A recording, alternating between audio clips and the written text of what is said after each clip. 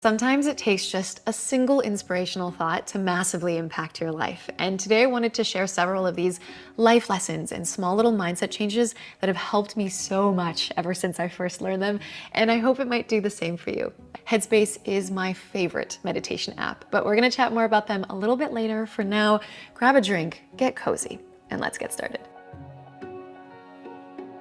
When I first met my partner, Robin, he was telling me a story about how when he was a little boy, he was taking Taekwondo lessons.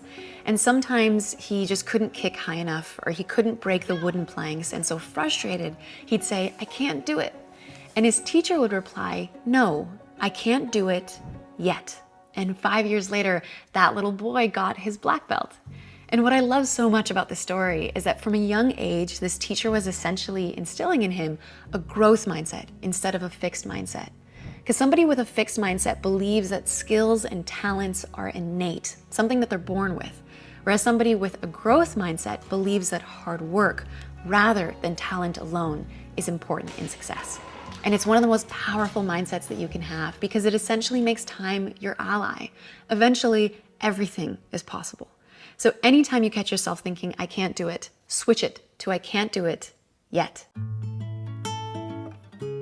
In social situations, I'm hyper aware of whether what I'm saying or doing is coming across as awkward. Or if I'm at the gym, for example, I'm nervous that people are watching my every move and silently critiquing my form.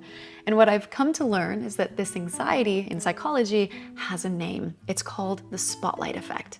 It's when you feel like all eyes are on you. But in reality, most people are too wrapped up in their own concerns to pay much attention to anyone else. As Eleanor Roosevelt once famously said, "You wouldn't worry so much about what others think of you if you realized how seldom they do." Most people simply don't care, and I have found that thought so liberating because it's helped me feel more comfortable just being myself.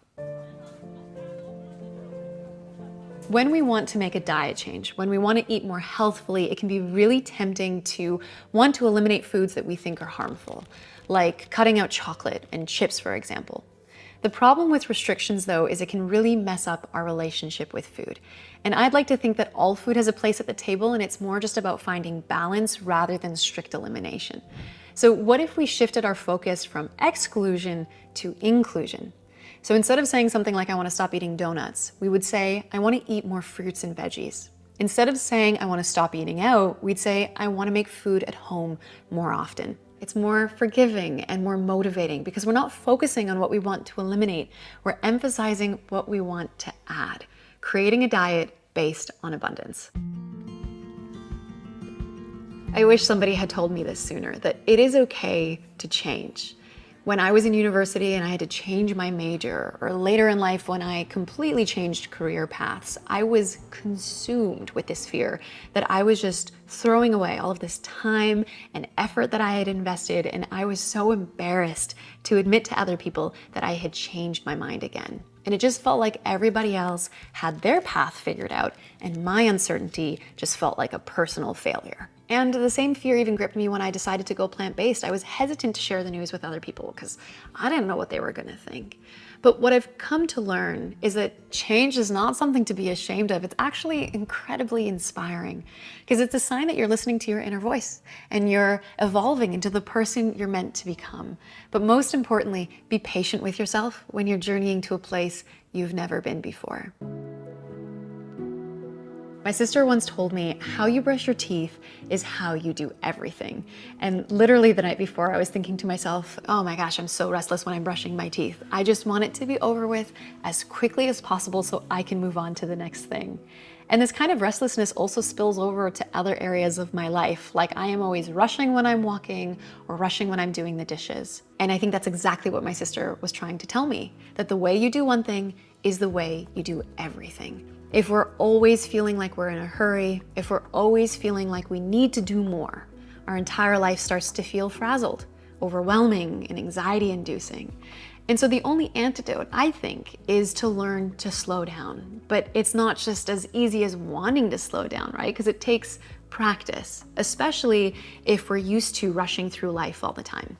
And this is where Headspace has made the biggest difference in my life. So Headspace is a mindfulness app that helps you find calm and clarity. And if we're talking just a few life lessons in this video, consider Headspace to have hundreds of life lessons packed into it. It has helped me learn to slow down. It's helped me learn to let go of things I can't control and to just embrace whatever situation I'm in. I'm just going to come back to that feeling, being present, being balanced in both body and mind. So within the app, you're gonna find everything from mindfulness walks to becoming a more mindful eater to meditations that are specifically designed to help you unwind and enjoy a better night's sleep. And Headspace has been gracious enough to offer to our audience an exclusive 40% discount on their subscription. So if you wanna snatch it up, it's just for a limited time, this offer. You can scan this QR code right here or check out the link I'll leave for you in the description box below. I have been using Headspace for nearly a decade now, and it has changed my life. So I'm really excited for you to try it out too.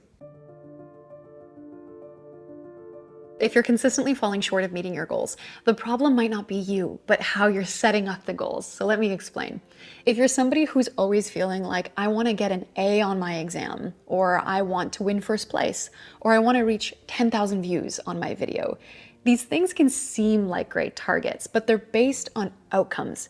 Outcomes you can't fully control. And so if you don't hit the targets, it can start to feel really discouraging. So see if you can instead shift your focus from end results to actions that you can control instead. So for example, instead of saying, I want to reach 10,000 views on my video, you can commit to producing 2 videos a week, or commit to training 3 days a week, or studying a couple hours every night. With these goals, we're focused on inputs, actionable and measurable goals that we can achieve. And when we focus on what we can control, the results often just take care of themselves. Imagine having everything you've ever wanted in your life right now. But would it even be possible, given that we have so many conflicting desires? Like, we dream of traveling the world, but we also crave the stability of a permanent home. Or maybe we dream of starting a family, but at the same time, we cherish our independence. Like, I remember a few years ago, I was video chatting with my mom and I was telling her how homesick I was. On the one hand, I loved living in Europe and I was building this life with my partner and it was amazing, but at the same time, I so fiercely missed my family back home in Canada.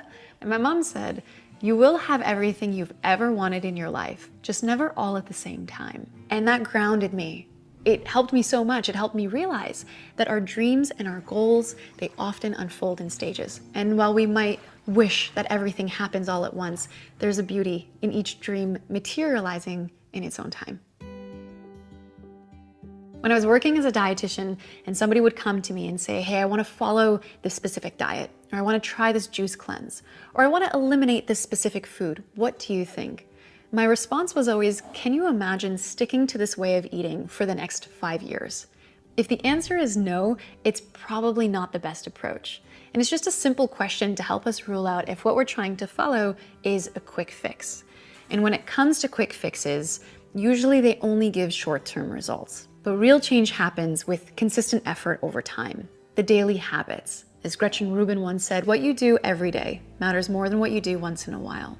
So if you ever come across someone who says you should eat a certain way or you shouldn't eat a certain food, before you give in, just ask yourself honestly, can I see myself following this advice, not just for the next week, but can I see myself eating this way consistently for the next 5 years? And if the answer is no, it's probably a good idea to find a more balanced approach. I was once talking to a therapist. I was telling her about this goal I really wanted to achieve, but I was so afraid of failing. And she asked, are you afraid or are you excited? And I said, no, I'm afraid. And she asked again, are you sure? Because the physical sensations of fear and excitement are very similar. We often think that fear means we're doing something wrong, but what if it's just showing us that we care about the outcome, that we're invested? What if we saw fear as excitement for what could happen next? In the words of the author Corey Allen, going from being worried about what might happen to being excited about what might happen is only a mindset shift away. And so now, anytime I feel fear, I'll say out loud, nope, I'm excited. It literally transforms the paralyzing effects of fear and anxiety into an openness to try new things. We're stuck with ourselves every single day. Other people come and go, but we're with ourselves forever. And so it's really important that we are intentional and kind in the way that we talk to ourselves. And so this is a little trick that I use. It's gonna sound weird, but just bear with me. Anytime you're talking about yourself in your mind, try to use the third person. Because I think we tend to beat ourselves up a lot and we say things like, I'm so dumb or I'm so ugly. But if we shift to third person instead and say, Sadie's so dumb, she's so ugly, it kind of sits weird because we're not used to talking about other people like that, hopefully. But we will talk about ourselves like that. And so when we switch to third person, I find that we tend to soften our words. So we might instead say, she felt so dumb because she didn't know what to say, or she feels really ugly because she doesn't like what she's wearing. It makes the whole thing feel less intense and more just like we're working through a problem instead of attacking ourselves. Look, you can walk away from a bully, but you can't walk away from yourself. So you want your mind not to be a place where you feel scared and criticized, but a place where you feel safe and supported. So just make sure you're building yourself up and not tearing yourself down. But now for the best part, I am so curious to know if there are any thoughts, life lessons, quotes that you've learned that have helped to improve your life. If you're willing to share it, I think everybody's gonna love just going through the comments and absorbing all of the wisdom that's down there. I know I'm looking forward to it, so I'll see you in the comments. Thanks so much for hanging with me today, friends. I really appreciate it. I'm signing off, and I'll see you in the next video.